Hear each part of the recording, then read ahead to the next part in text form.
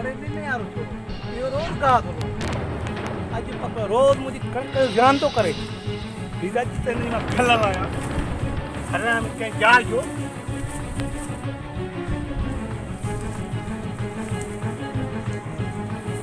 रोज बड़ा मुझे ध्यान तो करे